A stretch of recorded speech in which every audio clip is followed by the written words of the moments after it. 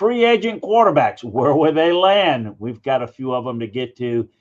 Let's get right to it. Malik Willis is the first guy on my mind. And why is it? With only 22 total games played in and only 6 career starts, he's got a lot of ability. There's not a lot of quarterbacks that are available, but with only 155 career passing attempts. You're talking about people like Dylan Gabriel, even Davis Mills. He's got more starts. But he's got great size. He's played well when he's been asked to play. And the bottom line, he is going to not re-sign in Green Bay as a backup. He wants starter type money. And I do think there are a couple of places that are good fits for him. I think Arizona is an absolute need, and that is probably the team that has the most cap availability to get a deal done. So I'd make them the favorite. I think Miami and Pittsburgh are possibilities that he might prefer Pittsburgh if Pittsburgh wants to go in that direction because it's a better team. How about Kyler Murray? He's the most intriguing guy of them all, and here's why. As he's released by the Cardinals, keep in mind that the Cardinals are paying his salary this year. So he's going to get paid $37 million from the Cardinals, and whatever he makes with another team is going to be offset. So for him, it's going to be about, can he get a long-term deal? He's going to be looking for money in the second, third year. Is it going to be an option? Will he have the option? So on and so forth. So I think there's some teams that are intrigued by his natural ability. I think people are concerned about his health, his ability of not being able to stay on the field. I think he's not the traditional drop back guy because you've got to get really 9, 11, 12, 13 step drops with someone as short as he is, but he's very mobile. And, if you look at it, there are not many people. He's thrown for over 20,000 yards and ran for over 3,000 with an average of 270 yards per game. I mean, moving on to a new team, you look at his career, high school, college, he's always been a winner, not the best teammate. Minnesota, I don't believe is a great fit for that offense, but they seem to be interested, particularly if they can get on a short-term deal. Because, again, if you can get them on a short-term deal, what's the risk? If it doesn't work out, you move on. Let's see if Minnesota gives him the type of deal that he wants. If not, I think the Jets might be willing to do so. Would the Colts be willing to do it with their situation with Daniel Jones's help?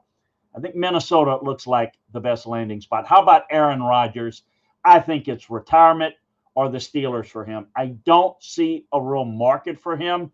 Although the people that don't get their quarterback answered, maybe Minnesota, would they consider it? I don't know. I just don't see that as much. If we're going to put Pittsburgh with him, that seems the most obvious. Now, there are a couple of other guys that I don't think are starters. Some, depending on circumstances, could they get a chance to start? Maybe. Kirk Cousins, we know he's made a lot of money, a career even, with getting guys to pay a lot of money for pretty decent production, but not great production. Wouldn't it be something if he ended up going back to Minnesota and maybe competing? Don't think that's going to happen. Look for Kansas City and Cincinnati to make a play for him as a backup. I would probably give the Chiefs a little bit of a nod over the Bengals there. And then what about Tua? I mean, Tua's situation. He's not been able to stay healthy. I think he still has some value.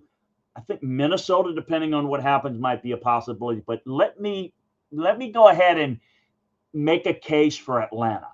I think a backup quarterback, I think where he can compete maybe, possibility of winning it, just like with Minnesota. But I do think that it makes some sense for Atlanta. You got a starting quarterback that's a left-hander. I think that is really underrated and probably underappreciated when you can have the same rotation, the same type of guy, the same type of protection schemes because the blind side is the same.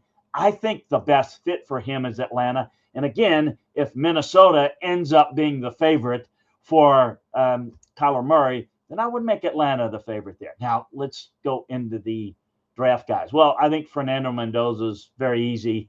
He's gone to the Raiders. I don't think there's any doubt about it. People say, well, the Raiders are not very good. He's not going to be successful. Probably won't be. If they don't build an offensive line that can build a running game and get better protection for Mendoza, It's not going to work. But the bottom line is you either have a quarterback or you're going to be forever trying to find a quarterback. Having a quarterback without someone that can play around him doesn't work either. But it starts with the quarterback, and he's the guy. Ty Simpson is one to watch for. I think he is going to go higher than people think. Quarterbacks are always elevated. He's 6'2", 215. I think he's really good. If you see the good tape on him in the first half of last year, you know what he can do. He needs more seasoning, no doubt. He needs to be developed, no question about it. But he's the son of a coach. He's a gym rat. They did a poor job with him at Alabama protecting him. And I think that's going to be a problem for him getting into the league and having early success. But I do think in the right situation, he can be really good. Look, he can rip the ball between zone coverages, throw it anywhere on the field. Look, Cleveland needs a quarterback. I don't know if that owner sees it that way. I think he's still having hope that Deshaun Watson is going to be the guy. But Cleveland, to me, makes the most sense. And even at 6, yes, that's high. I don't think he's going to be there for Pittsburgh at 21. They might be willing to move up for him. I think for Pittsburgh, they'd love to have Aaron Rodgers come back for a year and draft a guy like this to develop behind him. But that may or may not be a possibility. I would not rule it out.